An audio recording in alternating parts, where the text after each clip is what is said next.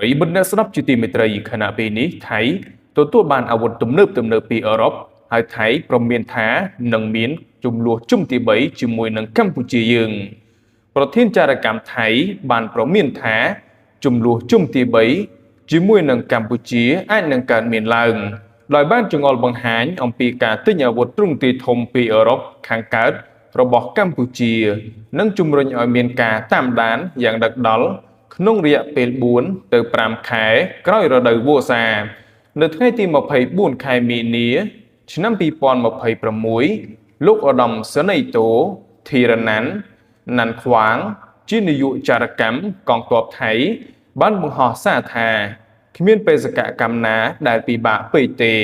គ្មានការលះបង់ណាដែលធំធេងពេកទេកាតព្វកិច្ចត្រូវមកមុនគេប្រពន្ធដដែលនេះបានលើកឡើងថា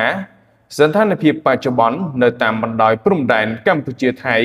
ហាក់ដូចជាកំពុងតែឃ្លាតឆ្ងាយពីការប្រឈមមុខដាក់គ្នារវាងយោធាកម្ពុជានិងយោធាថៃផ្ទាល់ដោយកម្ពុជាបានងាកមកបដោតខ្លាំងលើការប្រើប្រាស់យុទ្ធសាស្ត្រក្រមច្បាប់អន្តរជាតិនិងការព្យាយាមកៀរគរសម្ពាធសកលប្រឆាំងនឹងប្រទេសថៃទោះបីជាយ៉ាងណាក៏ដោយការវិវត្តទាំងនេះត្រូវបានគ្របដណ្ដប់ដោយភាពតានតឹងរឹតតែធំឡើងរវាងកម្ពុជាថៃដោយសារតែកម្ពុជាហាក់បីដូចជាដោះដៃមួយរយៈពីស្ថានភាពកម្ពុជាថៃបច្ចុប្បន្នដោយសារតែអាមេរិកកំពុងតែជាប់ដៃសង្គ្រាមជាមួយនឹងប្រទេសអ៊ីរ៉ង់ទោះបីជាយ៉ាងណាក្តីលោកបានប្រមានថាលទ្ធភាពនៃការផ្ទុះអាវុធសារជាថ្មីរវាងកម្ពុជាថៃមិនអាចច្រានចោលទាំងស្រុងនោះទេលោកបានកំណត់កត្តាទាំងពីរសំខាន់ដែលត្រូវតាមដាននោះគឺការបញ្ជាទិញអាវុធយ៉ាងច្រើនសន្ធឹកសន្ធាប់របស់កម្ពុជាពីប្រទេសមួយចំនួននៅអឺរ៉ុបខាងកើតនិងការបោះឆ្នោតសកលរបស់កម្ពុជាដែលគ្រោងនឹងធ្វើឡើងនៅឆ្នាំ2027លោកបានពន្យល់ថាបញ្ហាទាំងនេះអាចជាចេតនាដែលនាំទៅរកការប្រឈមមុខដាក់គ្នារវាងប្រដាប់អាវុធកម្ពុជាថៃលើកទី3នៅតាមបណ្ដោយព្រំដែនកម្ពុជាថៃទោះបីជាវាមិនមែនកើតឡើង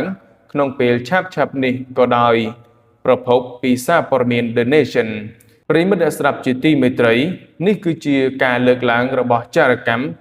ក៏ដូចជាប្រធានចារកម្មរបស់ប្រទេសថៃដែលថាអាចនឹង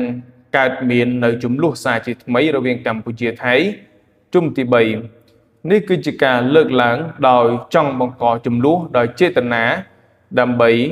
ដណ្ដើមនៅអធិបតេយ្យភាពទឹកដីរបស់កម្ពុជាដែលពីមុនមកថៃតែងតែបង្កចំនួនបែបនេះដើម្បីឲ្យកើតទៅជាសង្គ្រាមធំរវាងប្រទេសទាំងពីរដូចជាការបង្កចំនួនដោយការជន់មីនតាមតំបន់ព្រំដែនជាដើមវាជាការបំភ្លៃក៏ដូចជាបំភាន់ពីប្រទេសថៃតែប៉ុណ្ណោះក្នុងការបំពានទឹកដីកម្ពុជាយើងអរគុណប្រិយមិត្តជួបគ្នានៅវីដេអូក្រោយ